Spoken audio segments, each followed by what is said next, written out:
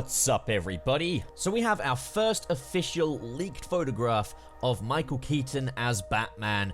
I think it's for The Flash, but it might be for Batgirl. However, this does give us a clear look at Michael Keaton back in his new Batsuit. And just before I say anything else, wow, Michael Keaton has not aged very much, has he? Damn, someone has got to tell me what his skincare routine is. So yeah, it is nice to see that he still looks good in the suit. I didn't really have much doubt that he would, because, I mean, like, we've seen him as Vulture and everything, and, like, you know, he's a good-looking 70-year-old. And he's still pretty damn spry for his age, so yeah. If you're gonna cast an older lad as Batman, then, you know, Michael Keaton's the man for it. Alright, so let's talk about the suit, because they have given him a brand new costume. It still very much has the appearance of, like, the Tim Burton, Michael Keaton, all-black, gothic-looking Batman, but it's been brought up to date in a few different ways. Some which I think work, some which I'm actually not so fond of. When I first saw this, my first thought was legitimately,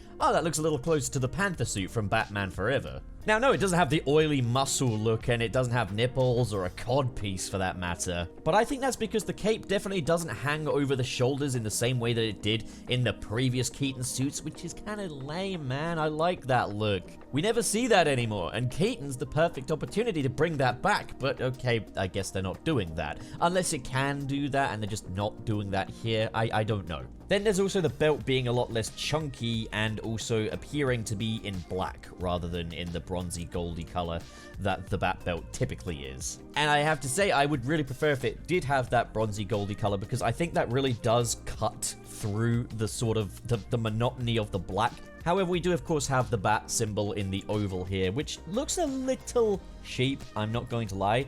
But I do like it, and I am happy to have the oval back. Like, I like the oval. I'm one of those people that prefers the oval. It is cool to have the oval back. Now, given that this is a modern interpretation of Michael Keaton's suits, what I would expect from a modern interpretation of Michael Keaton's suits would be something with the same overall design sensibilities, but more of a sense of mobility to it. And this is something I'm a little skeptical about, because it appears that the armor on, like, the chest and abs appears to be like one sculpted plastic piece. It doesn't look like layered pieces of armor. You understand what I'm saying? It looks like maybe like the pectorals are separate, and then you've got the abs, which are just this sculpted piece. So can he crunch his abs? Can he do that? Like, that's got me wondering how mobile he's gonna be.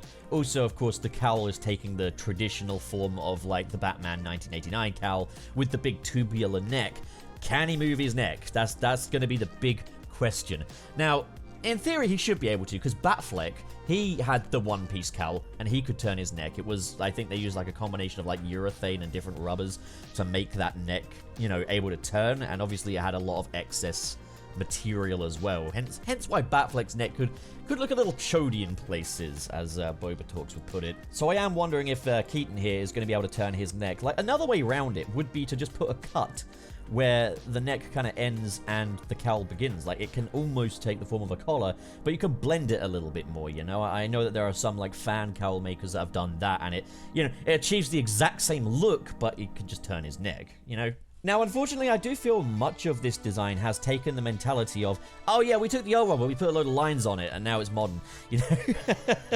Like, around the neck, there's a lot of line work here. That could just be the cut, where he could turn his neck. That could be what I've been talking about. But, like, if we go through, like, you know, the chest plate and stuff, there's a lot of lines here, and just the gloves as well. Lot of lines all over that, and it's like, I don't think adding lines to everything necessarily makes it better. I think the gloves would definitely look better if they didn't have this, like, grid look going on here, and I feel like the pectoral bits would look better without the lines on it, you know? But even then, it still looks good, and I will say this, I'm both happy that the suit is in all black, because that does mean that it does look like a continuation of Keaton's Batsuits, but I'm actually conflicted on the color scheme. I feel like if you're going to bring back Michael Keaton, it does make sense to have him in that all-black costume that he ushered in. That's kind of Keaton's iconic look. That's the Batman anthology look, is an all-black costume with a yellow bat emblem. But he's no longer really serving that purpose now. He's no longer just anthology Batman. This is the Batman of the core DCEU, the DC Extended Universe, the, to all intents and purposes, central Batman on film. So I feel like if you're going to have these offshoots and then have this central DC universe, the Batman of that central DC comic book world should retain more design sensibilities of the classic Batman, including more classic Batsuit. And that's the thing that I think is a bit of a shame, is like Batfleck and Pattinson have brought us the grey and black Batsuit at last after decades and decades of all black suits, and now we're back to the all black as far as the DC Extended Universe is concerned, albeit with, of course, Pattinson's offshoot series still keeping that grey and black color scheme. So I've done a little edit here. I've done a little edit that, okay, it does look like a year 8 did it in Photoshop, but this is my edit. So he's grey and blue, basically. That, I think, you know, is a perfect color scheme for the central Batman. Obviously, it's a very muted blue, but, you know, still grey and blue nevertheless. And yeah, the grey, again, very gunmetal grey. I have replaced the abs with the ab design of the Batman Returns suit, because I just think it looks better, and the belt of the Batfleck suit, because, again, I think it looks better. Now, this here would be a dream come true for me, and I think it would definitely stand as, like, you know, the central core universe Batman, because this looks now like the Neil Adams Batman, who for many is like a defining artist for Batman, you know, like he's very much one of the artists that ushered in that iconic Batman look. I would love to see this look, you know, it's not a look you see much anymore, even in comics now.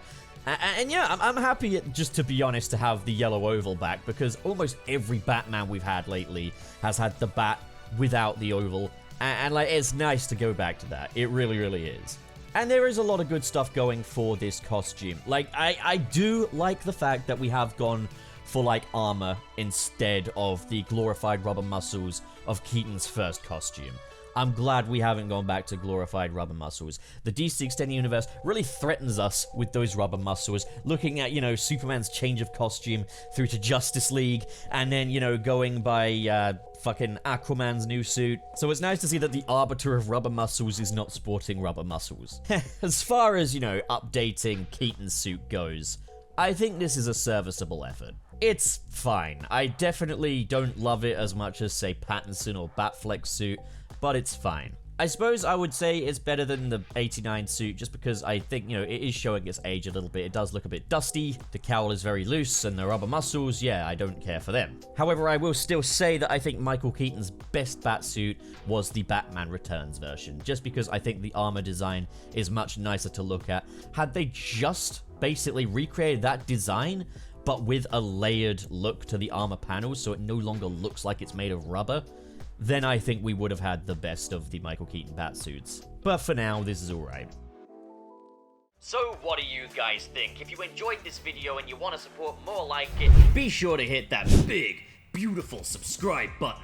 And of course, in the description below are links to different social media feeds, including the Patreon. If you're feeling extra generous, like the following people, who are JK Strife, Marcus Ward, Sirius the Skeptic, Biotinarts, Mr. SP, David 20 Covers, Sergio, John Comey, Shodin, George is Lost, Legendary Ray Ray, Cheesemaster769, Adam Myers, and Fayalan Schwarzenkraut. Thank you guys, you are the best of the best, but as for the rest of you, thank you so much for watching, guys, and have a great day.